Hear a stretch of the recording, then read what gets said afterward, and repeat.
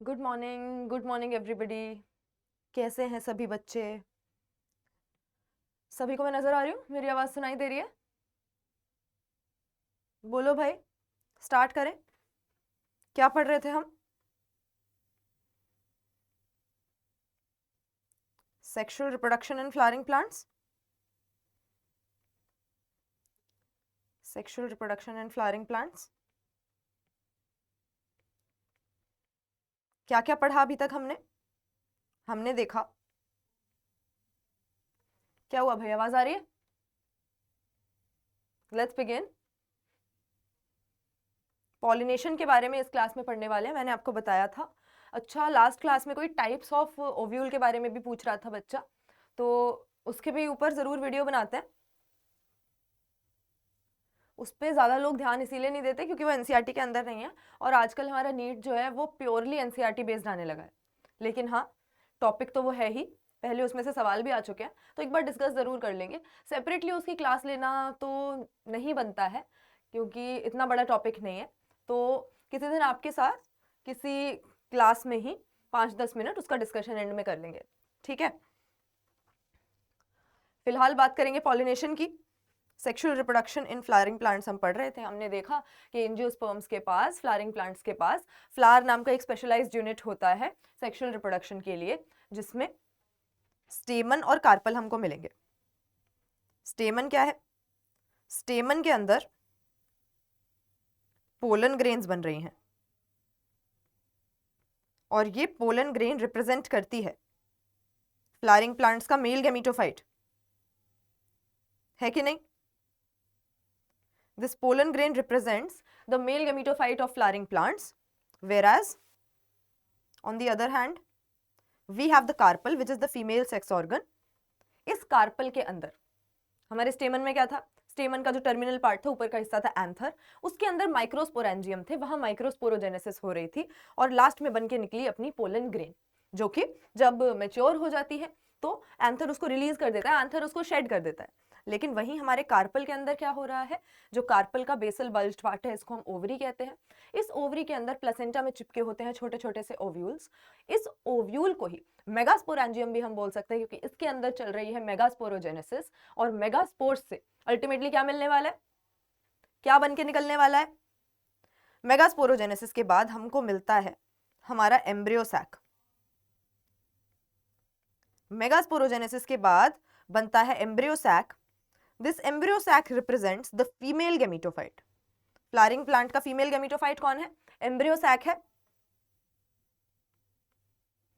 क्योंकि इसी के अंदर से हमको फीमेल गैमीट मिलता है। तो इन दोनों चीजों के बारे में हम पढ़ चुके थे। यहां पे पोलन ग्रेन बनाने की प्रोसेस कैसे हो रही है ये हमने पढ़ा, पोलन ग्रेन कैसी होती है ये हमने पढ़ा। इसके बाद कार्पल के अंदर ये एम्ब्रियो सैक कैसे तैयार हो रहा है और ये कैसा होता है मैच्योरिटी पे, ये भी हमने पढ़ा। अब देखना हमको ये है कि जो पोलन ग्रेन यहां पर बनी वो एम्ब्रियो सैक तक पहुंचेगी कैसे, क्योंकि पोलन ग्रेन के अंदर से निकलेगा मेल गैमीट, एम्ब्रियो सैक के अंदर बैठा हुआ है फीमेल गैमीट, और किसी भी सेक्सुअल रिप्रोडक्शन की प्रोसेस पूरी होने के लिए हमको क्या चाहिए? मेल और फीमेल गैमीट का यूनियन, इन दोनों के बीच की सिनगेमी, इन दोनों के बीच की फर्टिलाइजेशन। और ऐसा तभी हो सकता है जब हम दोनों को एक दूसरे के पास लेकर आए। अब फीमेल गैमीट तो एम्ब्रियो सैक के अंदर बैठा हुआ है, ये कहीं भी नहीं जाने वाला, तो हमारी पोलन ग्रेन्स को ही कुछ ना कुछ कर करा के कुछ ना कुछ इंतजाम ढूंढना पड़ेगा कि ये पोलन ग्रेन एम्ब्रियो सैक तक पहुंच पाए। इसी प्रोसेस को हम पॉलिनेशन कहते हैं, इसके बारे में आज पढ़ने वाले हैं। लेकिन उससे पहले एक इंपॉर्टेंट बात आपको याद दिला दूं कि अगर आप अपने आनंद सर की उम्मीद टीम के साथ मिलकर बढ़िया तरीके से नीट की तैयारी करना चाहते हो तो उसके लिए अनअकैडमी ऐप पर प्लस और आइकॉनिक कोर्सेज हैं। नए बैचेस नीट प्रिपरेशन के लिए हमने लॉन्च कर दिए हैं, उनमें पढ़ाई चल रही है, शुरू हो चुकी है, सो डोंट मिस आउट, जल्दी से एनरोल कर लीजिए। और अगर अनअकैडमी की ऐप पर पढ़ना चाहते हो तो एक बात याद रखना कि आनंद कोड जरूर यूज कर लेना, ANAND, इससे आपको डिस्काउंट भी मिल जाएगा। दूसरी बात, अगर आप फेस टू फेस हमसे पढ़ना चाहते हो, क्लासरूम में बैठ के हमसे पढ़ना चाहते हो, तो उसके लिए भी आप अनअकैडमी के ऑफलाइन सेंटर पे एडमिशन ले सकते हो। और इस पूरी प्रोसेस में अगर आपको कोई भी डाउट है तो ये हमारा नंबर है जिस पर कॉल करके कभी भी आप हम लोगों से बात कर सकते हो, हमेशा हम अवेलेबल हैं। अच्छा, इसके अलावा जो भी आप PDF मांगते रहते हो, लेक्चर के DPP मांगते रहते हो, नोट्स मांगते रहते हो, ये सारा स्टडी मटेरियल टेलीग्राम पर अपडेट हो जाता है, तो टेलीग्राम चैनल पर हमारे साथ जुड़े रहो। टेलीग्राम चैनल को ज्वाइन कर लो। इसके बाद हमारी ऑफिशियल वेबसाइट www.anandmoney.com पे विजिट करके एक बार देखो, वहां पर भी बहुत सारी यूजफुल रिसोर्सेज, काफी अच्छा स्टडी मटेरियल आपको डाउनलोड करने को मिल जाएगा। कुछ हमसे पूछना है तो हमारे इंस्टाग्राम हैंडल पर भी हमसे बात कर सकते हो, अदरवाइज लिंक ट्री पर भी नोट्स हैं, लेक्चर पीडीएफ है, ये सारी चीजें अपडेट कर दी जाती हैं। इनमें से किसी चीज में प्रॉब्लम आती है तो कमेंट्स में मुझे जरूर बताओ। ये तो हो गई ये बात, लेकिन अभी आपने अनअकैडमी के कोर्स में एनरोल नहीं किया है या एनरोल नहीं कर पा रहे हो, मम्मी पापा नहीं मान रहे हैं, तो चिंता मत करो, यूट्यूब पर भी हम आपके साथ हैं ही, यूट्यूब पर भी हम आपको नीट के लिए प्रिपरेशन करवा ही रहे हैं। तो चलो आगे बढ़े। अभी तक हमने एक क्लास में ये वाली और दूसरी क्लास में ये वाली कहानी देखी थी। अब इससे आगे की कहानी क्या है कि जो पोलन ग्रेन यहाँ पर बनी उसका यहाँ पहुंचना भी जरूरी है। वो कैसे पहुंचेगी ये ही हम इस क्लास में डिस्कस करेंगे। तो इसी प्रोसेस को हम पॉलिनेशन कहते हैं। What is pollination? Pollination is the transfer of pollen grains. जो एंथर में से पोलन ग्रेन्स निकली, transfer of pollen grains, shed from the anther, anther में से निकल के आई, shed from anther to the stigma.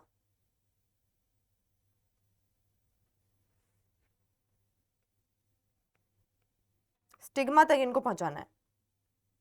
Stigma pollen grains का लैंडिंग प्लेटफॉर्म था, याद करो, ठीक है। तो अब पॉलिनेशन पोलन ग्रेन्स का ट्रांसफर कहलाता है, लेकिन ये भी कई तरह से हो सकती है और यही हम देखने वाले हैं। 3 तरह की पॉलिनेशन के बारे में आज डिस्कस करेंगे। तो देखो, पहली होती है अपनी ऑटोगेमी। ऑटोगेमी पूरी तरह से एक सेल्फ पॉलिनेशन है, समझ रहे हो? ये देख रहे हो, एक ही फ्लावर है, उसी फ्लावर के पास एंथर था, उसी फ्लावर के पास स्टिग्मा भी था, और उसी के एंथर से निकल के पोलन ग्रेन, उसी के एंथर से निकल के पोलन ग्रेन उसी के स्टिग्मा पे पहुंच गई। एक ही फ्लावर की पोलन ग्रेन, उसी फ्लावर का स्टिग्मा। तो ये एक सेल्फ पॉलिनेशन है। When pollination takes place with in the same flower, with in a flower, जब पॉलिनेशन हो रही है तो दोनों तरह से, फंक्शनली भी और जेनेटिकली भी, ये सेल्फ पॉलिनेशन है, पूरी तरह से सेल्फ पॉलिनेशन है। क्योंकि पोलन ग्रेन का और स्टिग्मा का जेनेटिकली दोनों में कोई अंतर नहीं है, एक ही फ्लावर को बिलोंग करते हैं, और फंक्शनली भी एक दोनों फ्लावर्स के बीच में कोई एक्सचेंज नहीं हुआ, एक ही फ्लावर में अंदर ही अंदर पॉलिनेशन हो गई। तो ये ऑटोगेमी कहलाई। सेल्फ पॉलिनेशन इसको हम बोलेंगे, प्योर सेल्फ पॉलिनेशन है ये, प्योर सेल्फ पॉलिनेशन है। लेकिन अगर कोई नॉर्मल फ्लावर है, जो फ्लावर्स खुल जाते हैं, द फ्लावर्स विच ओपन, और उनके जो एंथर हैं, उनके स्टिग्मा हैं, ये एक्सपोज हो जाते हैं, यानी दूर से कोई पोलन ग्रेन आके इनके ऊपर गिर सकती है, या अपनी पोलन ग्रेन्स एंथर दूसरी जगह भी भेज सकता है। तो ऐसे फ्लावर में तो ऑटोगेमी के होने के चांस कम रहते हैं। क्यों? क्योंकि एक तो एंथर और स्टिग्मा को एकदम पास पास होना पड़ेगा, तभी पोलन ग्रेन निकल के उसी फ्लावर के एंथर से उसी फ्लावर के स्टिग्मा पे पहुंचेगी। दूसरी चीज, दोनों चीजों की टाइमिंग भी मैच करनी चाहिए, पोलन ग्रेन के निकलने की और स्टिग्मा उसको रिसीव करने के लिए रेडी हो उस चीज की, क्योंकि यहाँ पर 2 फैक्टर्स इन्वॉल्व हैं। स्टिग्मा भी मैच्योर होना चाहिए पोलन ग्रेन को रिसीव करने के लिए, एंथर भी मैच्योर होना चाहिए पोलन ग्रेन को रिलीज करने के लिए। तो जब तक ये दोनों बातें एक टाइम पे नहीं होंगी तब तक क्रॉस पॉलिनेशन नहीं हो सकती। तो कुछ प्लांट्स ऐसे हैं जिनमें हम क्या देखते हैं, ये तो हमने नॉर्मल जो खुला हुआ फ्लावर है उसकी बात की, लेकिन कुछ प्लांट्स ऐसे हैं जिनमें बंद फ्लावर्स भी होते हैं। इन बंद फ्लावर्स को हम क्लिस्टोगेमस फ्लावर्स कहते हैं, और इसका एग्जाम्पल हमको याद रखना है। एग्जाम्पल क्या क्या है? वायोला, ऑक्सैलिस, कॉमुलिना, ये हमें एग्जाम्पल दिए ऐसे प्लांट के जिनके पास दोनों तरह के फ्लावर हैं। दोनों तरह के माने, एक हमारे कैज़्मोगेमस फ्लावर्स, कैज़्मोगेमस फ्लावर्स मतलब नॉर्मल फ्लावर्स that open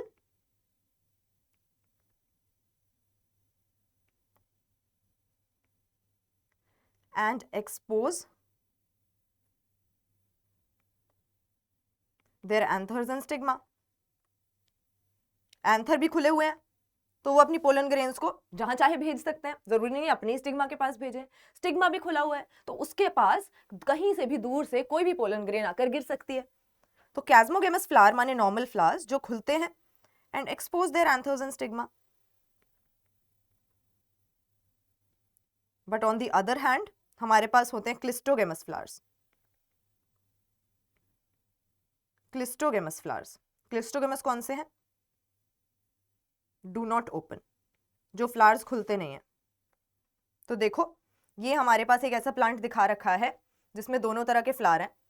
ये जो हमें रेड कलर के नजर आ रहे हैं यहाँ पे, ये अपने कैस्मोगेमस फ्लावर्स हैं, और नीचे यहाँ पर आपको फ्लावर बड्स दिख रही हैं जो बंद हैं, जो खुल ही नहीं रहे हैं, ये अपने क्लिस्टोगेमस फ्लावर्स हैं।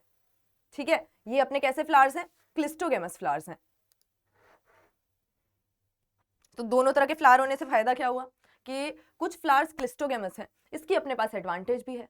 अब पोलन ग्रेन्स को अगर आपने किसी भी एजेंट की मदद से भेजा, सपोज विंड की मदद से भेजा, तो रास्ते में पोलन ग्रेन रह जाए, पहुंचे ना पहुंचे, कितनी भेजी है कितनी पहुंची कुछ पता नहीं है, अनसर्टेनिटी है, पक्का नहीं है।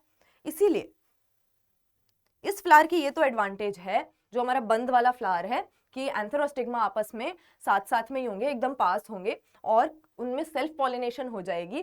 तो चाहे हमारे पास पॉलिनेशन के लिए कोई एजेंट हो या ना हो, कोई अनसर्टेनिटी नहीं रहती, अश्योर्ड सीड सेट रहता है। पॉलिनेशन होगी, फर्टिलाइजेशन होगी, सेक्सुअल रिप्रोडक्शन की प्रोसेस कंप्लीट होगी और सीड बनेगा। तो यहाँ पर क्लिस्टोगेमस फ्लावर्स के केस में क्या होता है? Assured seed set, assured seed set even in the absence of pollinator. जबकि कैस्मोगेमस फ्लावर में क्या होता है? नॉर्मल फ्लावर है, हमारे एंथर भी खुले हैं, स्टिग्मा भी खुले हैं, पोलन ग्रेन्स का आदान प्रदान हो सकता है। सेल्फ पॉलिनेशन हो ऐसा जरूरी नहीं है, क्योंकि सेल्फ पॉलिनेशन के लिए बहुत सारे फैक्टर्स होने चाहिए। एक तो एंथर और स्टिग्मा को पास पास होना पड़ेगा, anther and stigma close to each other, anther and stigma close to each other, है कि नहीं? Anther and stigma lie close to each other. दूसरी चीज क्या होनी पड़ेगी? पोलन ग्रेन के रिलीज होने में और स्टिग्मा के मैच्योर होने में अपनी सिंक्रोनी होनी चाहिए। सिंक्रोनी मतलब कि ट्यून बैठनी चाहिए, सेम टाइम पे दोनों चीज होनी चाहिए, टाइमिंग सही होनी चाहिए। तो इसको हम बोलते हैं सिंक्रोनाइज्ड मामला, जब टाइमिंग सही बैठती है। तो synchrony in pollen release and stigma receptivity, जब रिसीव करने के लिए स्टिग्मा तैयार है, स्टिग्मा रिसेप्टिविटी।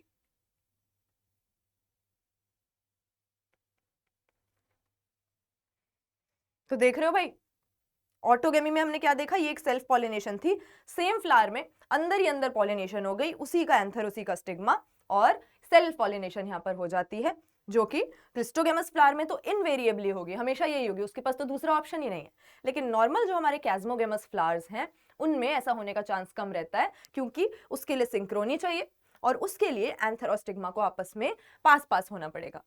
तो ये हमारे कुछ प्लांट्स के एग्जाम्पल है जिनमें ये दोनों तरह के फ्लावर्स हमको मिल जाएंगे। ठीक है, ये एग्जाम्पल्स हम जरा याद रखेंगे, पूछ लिया जाता है। These examples we have to remember which have both cleistogamous and chasmogamous flowers. ठीक है, तो ये तो बात हो गई ऑटोगेमी की। लेकिन हमेशा तो ऐसा जरूरी नहीं है कि पोलन ग्रेन भी उसी फ्लावर से निकली और गिर भी उसी फ्लावर के स्टिग्मा पे गई। तो दूसरी ओर हम देखते हैं गेटोनोगेमी। क्या देखते हैं भाई? गेटोनोगेमी। और ये डायग्राम से पता ही लग जाएगा आपको गेटोनोगेमी में क्या हो रहा है। फ्लावर तो अलग अलग हैं, लेकिन एक ही प्लांट पे लगे हुए हैं। एक ही प्लांट के दो फ्लावर्स के बीच में जब पॉलिनेशन हो जाए, पोलन ग्रेन्स का ट्रांसफर हो जाए, इसको हम गेटोनोगेमी कहते हैं। ट्रांसफर ऑफ पोलन ग्रेन्स और pollination from anther to stigma of two different flowers of the same plant. एक ही प्लांट पे लगे हुए हैं लेकिन फ्लावर अलग अलग हैं। तो एक तरीके से फंक्शनली ये क्रॉस पॉलिनेशन हो गई, दो अलग अलग फ्लावर थे लेकिन जेनेटिकली तो एक ही बात है। जब एक ही प्लांट पे लगे हुए हैं तो जेनेटिकली तो वो सेम ही होंगे, इसीलिए हम कहेंगे अनदर फ्लावर और a different flower another flower on the same plant. On the same plant. Same plant पे दूसरा फ्लावर लगा हुआ है, उसके साथ अगर पॉलिनेशन हुई तो ये गेटोनोगेमी कहलाएगी, which is functionally a cross pollination. Functionally समझ रहे हो, दूसरा फ्लावर था, पॉलिनेशन तो हुई है, functionally cross pollination, but genetically it is again a self pollination. Genetically ये भी सेल्फ पॉलिनेशन ही हुआ. ठीक है भाई. अच्छा, अब सबसे बढ़िया तरीके से क्रॉस पॉलिनेशन कब होगा? क्रॉस पॉलिनेशन जेनोगेमी, ये प्रॉपर क्रॉस पॉलिनेशन है, फंक्शनली भी और जेनेटिकली भी, क्योंकि यहाँ पे फ्लावर भी अलग अलग थे और वो लगे भी अलग अलग प्लांट पे थे, सेम प्लांट पे नहीं लगे हैं, सेम प्लांट पे बिलोंग नहीं करते हैं. Different flower pollination between two different flowers, different flowers on separate plants.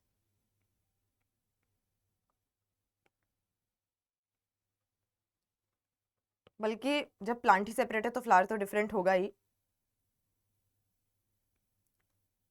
To different plants, अब दो अलग अलग इंडिविजुअल्स हैं तो ये अपनी पॉलिनेशन पूरी पूरी क्रॉस पॉलिनेशन हो गई. तो इस तरह से तीन कैटेगरी में हमने पॉलिनेशन को डिवाइड कर दिया. किस बेसिस पे? कि पोलन ग्रेन कहां से आ रही है और स्टिग्मा कौन सा है. हमारी ऑटोगेमी, जहां पर एक ही फ्लावर का स्टिग्मा था, उसी की पोलन ग्रेन आकर उस पर गिर गई. फिर दूसरा गेटोनोगेमी, कि अपना फ्लावर तो दूसरा था लेकिन उसी पेड़ पे लगा हुआ था, उसी पौधे पे लगा हुआ था, तो ये भी एक सेल्फ पॉलिनेशन ही हो गई. हालांकि फंक्शनली क्रॉस पॉलिनेशन कह सकते हो, पोलन ग्रेन दूसरे फ्लावर तक तो पहुंची है. वहां जेनोगेमी, हमारी पूरी क्रॉस पॉलिनेशन हो गई, क्योंकि दो अलग अलग पौधों पे लगे हुए दो अलग अलग फ्लावर्स के बीच में ये ट्रांसफर पोलन ग्रेन का हो रहा है. ठीक है, ये तीन कैटेगरी में हमने डिवाइड किया. अच्छा, अब ट्रांसफर हो तो रहा है, लेकिन ट्रांसफर कर कौन रहा है? इस ट्रांसफर के लिए कोई ना कोई एजेंट तो इनको चाहिए होगा. क्यों? क्योंकि पोलन ग्रेन्स खुद से तो मोटाइल होती नहीं है, खुद से चल के कहीं नहीं पहुंच सकती, तो किसी ना किसी एजेंट की मदद से उनको सही जगह पे पहुंचाना पड़ेगा. इसके लिए अलग अलग तरह के एजेंट्स यूज हो सकते हैं. इसके लिए अलग अलग तरह के एजेंट्स यूज हो सकते हैं. अभी तक पॉलिनेशन के तीनों टाइप समझ गए, इसमें तो कोई कंफ्यूजन वाली बात ही नहीं है. सिंपल सी बात है, तीन तरह से पॉलिनेशन हो सकती है. पोलन ग्रेन कहां से आ रही है, किसके स्टिग्मा पे गिर रही है, इसके बेसिस पे. अब भाई एजेंट ऑफ पॉलिनेशन की जरा बात करो, क्योंकि पॉलिनेशन अगर हो रही है तो कोई ना कोई तो करवा रहा है, किसी ना किसी की मदद से तो हो रही है. ना तो प्लांट खुद चल के जा सकते हैं दूसरे के पास, ना पोलन ग्रेन्स चल सकती है, ना पोलन ग्रेन्स मोटाइल होती है, तो कोई ना कोई तो है एजेंट्स ऑफ पॉलिनेशन. अब इन एजेंट्स को हमने बांटा दो कैटेगरी में. ये बायोटिक भी हो सकते हैं, मतलब कोई लिविंग ऑर्गेनिज्म पॉलिनेशन करवा रहा है, और ये एबायोटिक भी हो सकते हैं. लेकिन ज्यादातर plants, majority of flowering plants biotic agent की मदद से ही, किसी ना किसी लिविंग ऑर्गेनिज्म की मदद से ही अपनी पॉलिनेशन करते हैं. मेजॉरिटी ऑफ फ्लावरिंग प्लांट्स, जिसमें भी ज्यादातर इंसेक्ट की मदद से करेंगे, जिसमें भी ज्यादातर बीज की मदद से करेंगे. तो हम सारे एजेंट्स पढ़ेंगे, लेकिन इन एजेंट्स में सबसे कॉमन जो है वो इंसेक्ट ही हैं, और इंसेक्ट में भी सबसे कॉमन जो है वो बीज ही हैं. ज्यादातर प्लांट्स अपनी पॉलिनेशन के लिए बायोटिक एजेंट यूज करेंगे. एबायोटिक वाले बहुत ही कम मिलेंगे, लेकिन चलो एबायोटिक से स्टार्ट करते हैं. एबायोटिक में भी दो चीजें हो सकती हैं. विंड पॉलिनेशन,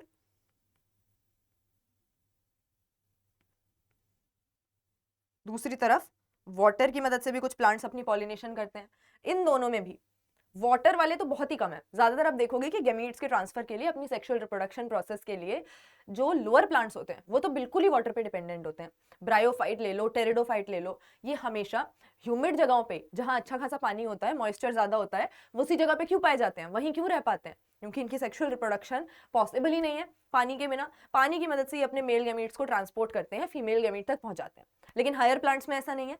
हायर प्लांट्स मदद ले रहे हैं बायोटिक एजेंट की।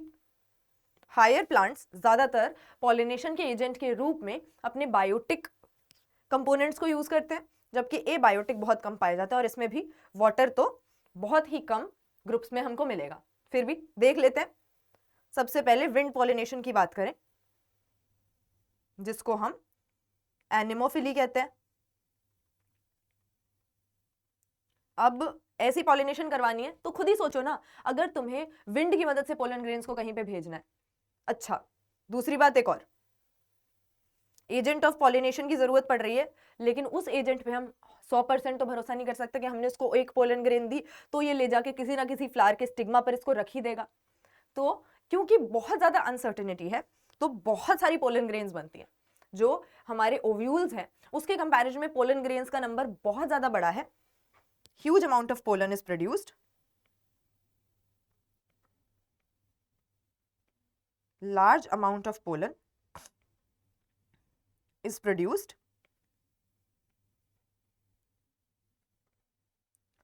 to compensate,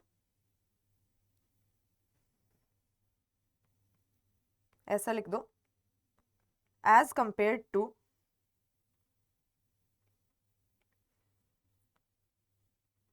ovules available for pollination. क्यों? To compensate for loss due to uncertainty. कौन रास्ते में रह गया, कितनी पोलन ग्रेन्स भेजी थी, कितनी पहुंची, कितनी नहीं पहुंची, कुछ नहीं पता। आप विंड की मदद से भेज रहे हो, हवा में इधर उधर उड़ गई, नहीं पहुंची फ्लावर तक, तो ये अनसर्टेनिटी रहती है, कोई पक्का नहीं रहता, इसीलिए खूब सारा पोलन प्रोड्यूस होता है। Large amount of pollen is produce due to uncertainty. ठीक है, ये एक बात हो गई। अच्छा, अब विंड पॉलिनेशन पे आओ। तुम्हें विंड की मदद से पोलन ग्रेन्स भेजनी है, छोटी छोटी सी ग्रेन्स होती हैं, पोलन ग्रेन्स पाउडर की तरह होती है।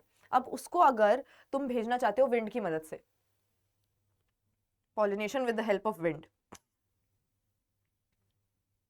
तो तुम्हारे एक तो जो एंथर है जिनमें से पोलन ग्रेन निकल रही हैं वो वेल एक्सपोज्ड होने चाहिए। अगर वो फ्लावर के अंदर कहीं घुसे हुए होंगे तो हवा चलने पे उनमें से पोलन ग्रेन्स रिलीज ही नहीं होंगी, शेड ही नहीं होंगी। तो उन पोलन ग्रेन्स को सबसे पहले हवा में डिस्पर्स करना, भेजना, हवा में रिलीज करना। इसके लिए वेल एक्सपोज्ड स्टेमन्स चाहिए, well exposed stamens.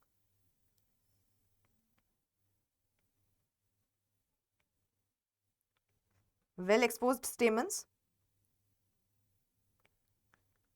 to disperse pollen grains in wind currents, to disperse pollen grains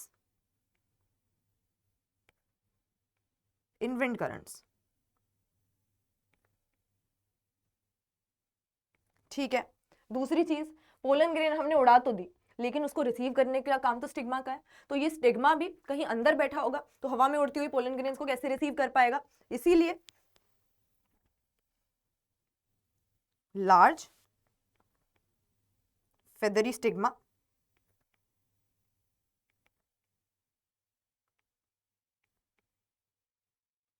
to receive या trap airborne pollen grains. Airborne pollen. अच्छा, पोलन ग्रेन भी कैसी होनी चाहिए? एक तो हल्की होनी चाहिए, भारी होंगी तो उड़ेंगी नहीं, नीचे गिर जाएंगी। दूसरी चीज नॉन स्टिकी होनी चाहिए, क्योंकि अगर हवा में उड़ रही हैं, रास्ते में बीच में कुछ भी चीज आ गई तो उससे चिपक ही जाएंगी अगर स्टिकी होंगी। तो हमें light non sticky pollen grains की जरूरत पड़ेगी। Light non sticky pollen grains. ठीक है भाई, ये वाली बात भी हो गई। और ज्यादातर विंड पॉलिनेशन हम ग्रासेस में ही देखेंगे। ये जो हम लार्ज फेदरी स्टिग्मा की बात कर रहे थे ना, उसका सबसे बेस्ट एग्जाम्पल है हमारे पास भुट्टा। तुम देखते हो कि जो कॉर्न का कॉब होता है उसमें से कुछ रेशे रेशे से निकल रहे होते हैं, कुछ धागे से निकल रहे होते हैं। ये धागे असल में उसका स्टिग्मा और स्टाइल है जो कि लार्ज है और पोलन ग्रेन्स को रिसीव करने के लिए ही वहां लटके रहते हैं, पोलन ग्रेन्स को ट्रैप करने के लिए लटके रहते हैं। तो इसका एग्जाम्पल अपना कॉर्न हो गया, मेज हो गया। ज्यादातर हम देखेंगे कि लार्ज नंबर ऑफ फ्लावर्स एक ही इन्फ्लोरेसेंस में, छोटे छोटे छोटे से बहुत सारे फ्लावर्स एक ही इन्फ्लोरेसेंस में इकट्ठे प्रेजेंट होते हैं इस तरह के विंड पॉलिनेटेड प्लांट्स में। Large number of flowers packed in single inflorescence.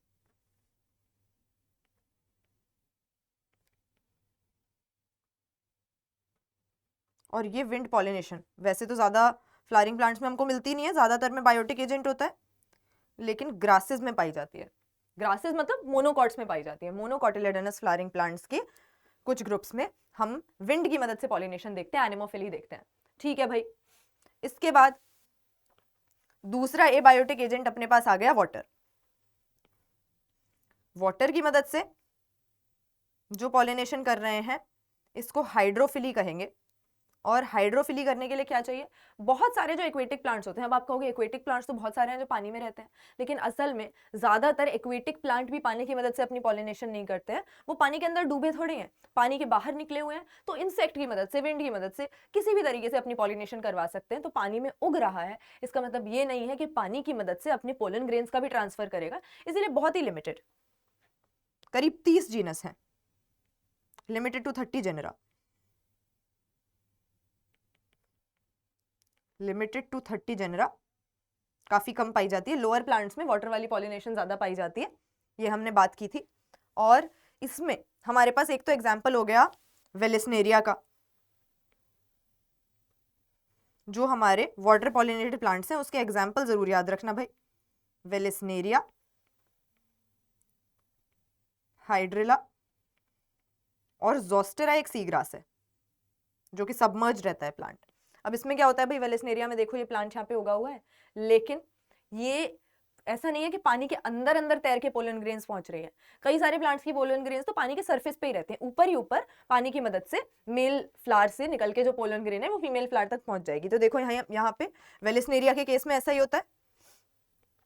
Particularly Vallisneria के केस में आप क्या देखोगे, ये देखो फ्लावर यहां पे आ रहा है,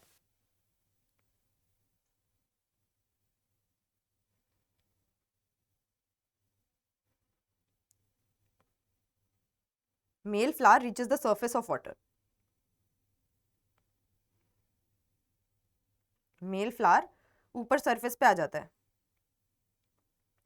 reaches surface of water bye a stock.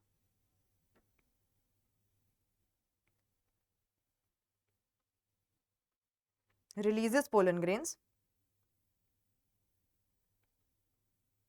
Releases pollen grains पानी के सरफेस पे, पोलन ग्रेन्स रिलीज कर दी और फीमेल फ्लावर सरफेस पे आके उनको रिसीव कर लेगा।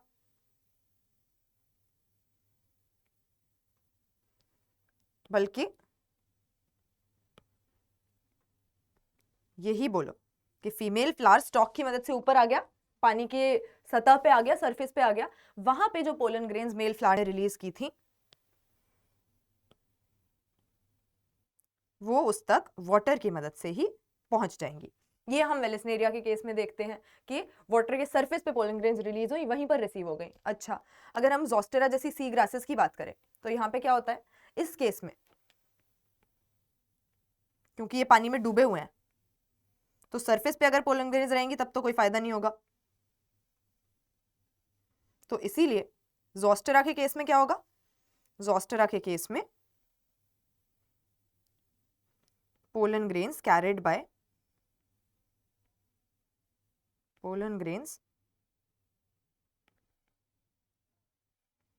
by water currents passively। Passively क्यों? क्योंकि वो खुद नहीं तैर रही हैं, खुद वो मोटाइल नहीं है, पानी के करंट्स के साथ, पानी के बहाव के साथ वो बहती चली जाती हैं, और अगर फीमेल फ्लावर तक पहुंच गई तो बढ़िया है। Pollen grains carried passively with water currents, और ज्यादातर ऐसी पोलन ग्रेन्स जो होंगी लॉन्ग रिबन लाइक होंगी ताकि आसानी से कैरी हो सके पानी के साथ, और ताकि ये गीली ना हो जाए, इनके अंदर तक पानी ना घुस जाए, इनको प्रोटेक्ट करने के लिए म्यूसिलेजिनस एक शीट से कवर्ड रहती है, म्यूसिलेजिनस कवरिंग भी होती है to prevent wetting, mucilaginous covering.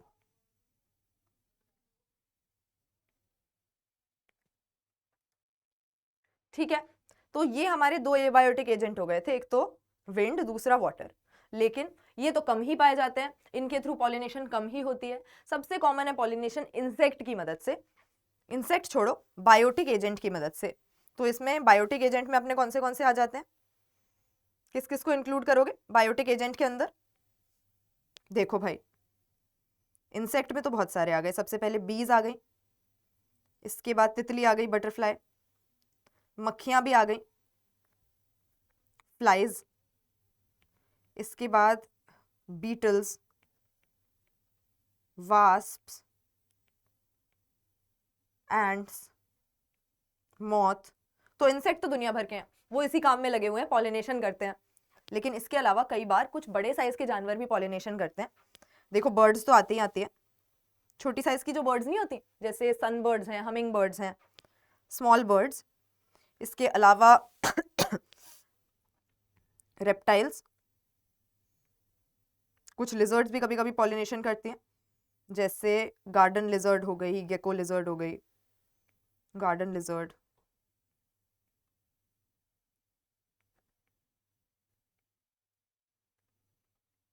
Gecko lizard.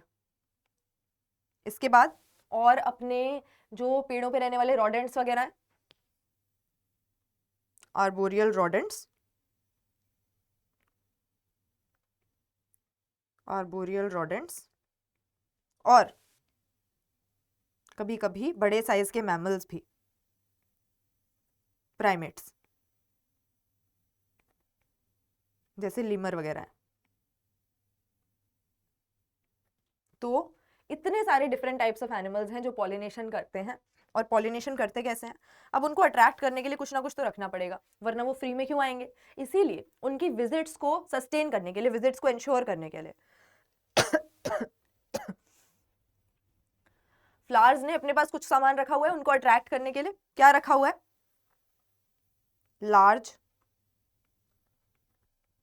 Conspicuous, बड़े साइज के, ब्राइट कलर के, फ्रेग्रेंट फ्लावर्स, खुशबू आती है। और अगर बहुत बड़े साइज के नहीं भी हैं तो इतने सारे एक इन्फ्लोरेसेंस में इकट्ठे होंगे, एक क्लस्टर में होंगे, कि वो फिर भी अट्रैक्ट करेंगे। अच्छा, जो हमारे बीटल्स या फ्लाइज की मदद से पॉलिनेशन करवा रहे हैं, अब इनको तो खुशबू पसंद नहीं है, इन्हें तो बदबू में मजा आता है, इसीलिए इस तरह के फ्लावर इनको अट्रैक्ट करने के लिए फाउल ओडर्स भी सिक्रीट करते हैं, क्योंकि कुछ इंसेक्ट्स ऐसे हैं जिन्हें खुशबू नहीं लगती। खुशबू और बदबू ये कोई साइंटिफिक टर्म थोड़ी है, बस जो हमको प्लेजेंट लग रहा है वो फ्रेग्रेंस है, जो हमको प्लेजेंट नहीं लग रहा है वो ओडर है। और फ्लावर को इससे कोई मतलब नहीं है, उसको तो पॉलिनेशन इंश्योर करनी है, उसको तो इंसेक्ट को अट्रैक्ट करना है। तो जो बदबू से अट्रैक्ट हो रहा है उसके लिए उसने बदबू रखी हुई है, जो फ्रेग्रेंस से अट्रैक्ट हो रहा है उसके लिए फ्रेग्रेंट लार्ज कलरफुल फ्लावर्स हैं। अच्छा, इसके अलावा कुछ फ्लोरल रिवॉर्ड्स रखने पड़ते हैं। फ्लोरल रिवॉर्ड्स रखने पड़ते हैं, यानी अगर किसी को कोई फायदा नहीं है तो वो क्यों आएगा? इसीलिए उसको अट्रैक्ट करने के लिए, उसको लालच देने के लिए रस होता है फूलों में, नेक्टर, जिसके लालच में इंसेक्ट्स उनको विजिट करते हैं। Floral rewards to attract pollinators. Attract करने के लिए तो खैर कलर और ये है, फ्लोरल रिवॉर्ड्स उनकी विजिट्स को सस्टेन करने के लिए, तो वो आए तो खुश होके जाए, कुछ ना कुछ लेके जाए, ताकि वो बार बार आए, ताकि बार बार वो विजिट करे। तो फ्लोरल रिवॉर्ड्स में अपना नेक्टर हो गया, पोलन ग्रेन्स भी ले जाते हैं तो खुश हो जाते हैं, कुछ अपने लिए रख लेंगे तो कम से कम कुछ तो किसी स्टिग्मा तक पहुंचाएंगे। तो nectar and pollen are floral rewards, जिसके लालच में इंसेक्ट्स विजिट करते हैं टू सस्टेन विजिट्स। ठीक है भाई, अब देख रहे हो किस तरीके से पॉलिनेशन होती है कि लालच में ये मक्खी यहाँ पर पहुंची, तो जब ये फ्लावर में से अपने मतलब का सामान निकाल रही थी, नेक्टर ले रही थी, उसमें बैठ रही थी, चिल कर रही थी, तो उस समय पे इसकी बॉडी पे पोलन ग्रेन्स चिपक गए, क्योंकि ज्यादातर ये कैसे होते हैं, स्टिकी होते हैं, चिपचिपे से होते हैं, ताकि अगर कोई भी आए तो उसके शरीर पे, उस एनिमल विजिटर के शरीर पे पोलन ग्रेन्स की कोटिंग हो जाए। तो इसके शरीर पे हो गई कोटिंग ऑफ पोलन ग्रेन्स चिपक गई। और इसी तरह से जब ये चिल करने किसी और फ्लावर के पास पहुंचती है, तो इस मक्खी के शरीर पे जो पोलन ग्रेन्स चिपकी हुई थी उसमें से कोई ना कोई स्टिग्मा पे जाके चिपक जाती है। इसी तरह से पॉलिनेशन को अचीव करते हैं, अकम्प्लिश करते हैं प्लांट्स 3 तरह के एजेंट्स की मदद से, लेकिन मेजॉरिटी में, ज्यादातर में पॉलिनेशन किसकी मदद से होती है, बीज की मदद से होती है। बीज सबसे कॉमन पॉलिनेशन का एजेंट है। ठीक है भाई, ये बात हो गई हमारे एजेंट्स ऑफ पॉलिनेशन की, टाइप्स ऑफ पॉलिनेशन की। और जो इंसेक्ट्स की मदद से पॉलिनेशन होती है, जो इंसेक्ट्स की मदद से पॉलिनेशन होती है, इसको हम एंटोमोफिली का नाम देते हैं।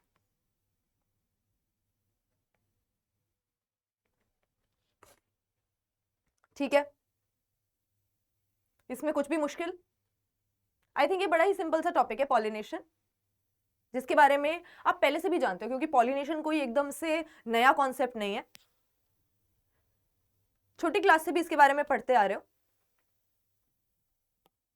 और कई बार ये कॉमन सेंस की बात हो जाती है कि अगर उसको विंड की मदद से अपने पोलन ग्रेन्स को भेजना है तो वो कैसे होंगे। अब इसमें ऐसा नहीं है कि आप किताब में पढ़ के या हमसे पूछने के बाद आपको ये बात पता लगेगी या तब रटोगे। कॉमन सी बात है कि लाइट होंगे तभी हवा में उड़ पाएंगे, नहीं तो नीचे गिर जाएंगे। तो लाइट होने चाहिए, नॉन स्टिकी होने चाहिए, एंथर जो है वो बड़ा होना चाहिए, वेल एक्सपोज होना चाहिए। उसी तरह से स्टिग्मा को भी बड़ा और वेल एक्सपोज होना चाहिए पोलन ग्रेन्स को रिसीव करने के लिए। वैसे ही वाटर वाला केस है, वाटर में अगर उनको सबमर्ज्ड प्लांट्स के पोलन ग्रेन्स को जाना है तो वो कैसे होने चाहिए, लंबे होंगे, रिबन लाइक होंगे, तभी पानी में पैसिवली तैर के जा पाएंगे, वरना नीचे गिर जाएंगे। उसी तरह से हमारे इंसेक्ट पॉलिनेटेड फ्लावर्स में क्या क्या होता है, फ्रेग्रेंस होता है, फ्लोरल रिवॉर्ड्स होते हैं, नेक्टर होता है। अब इंसेक्ट्स की विजिट को सस्टेन करने के लिए, इंसेक्ट को लालच देने के लिए ये सारी चीज फ्लावर को रखनी ही पड़ेगी, तभी इंसेक्ट उसके पास आएगा। तो बिल्कुल ही सिंपल सा और कॉमन सा टॉपिक है, जिसको ज्यादा रटने की या ज्यादा पढ़ने की आपको जरूरत नहीं है। सिंपल सी भाषा में इसको मैंने समझा दिया है, और पॉलिनेशन के टॉपिक में अब हमें दिक्कत नहीं आनी चाहिए। अगर अभी भी कोई प्रॉब्लम है, कोई डाउट है, तो कमेंट्स में मेरे साथ शेयर जरूर करो। और हाँ, वो वाली बात मुझे याद है, टाइप्स ऑफ ओव्यूल, अगर आप और बच्चे भी पढ़ना चाहते हो तो मुझे जरूर बताओ, तो चैप्टर के एंड में या किसी एक क्लास में उस टॉपिक को डिस्कस कर लेंगे। कोई ज्यादा बड़ा टॉपिक नहीं है, 3-4 तरह के ओव्यूल्स होते हैं जिनके बारे में पूछ लिया जाता है। आपके पास जो डायग्राम है, जो मेनली हम ओव्यूल पढ़ते हैं, टिपिकल ओव्यूल, वो एनाट्रोपस पढ़ते हैं। 2-3 और तरह से भी ओव्यूल हो सकता है कि उसका माइक्रोपाइल किसी तरफ है, शलाजा किसी तरफ है।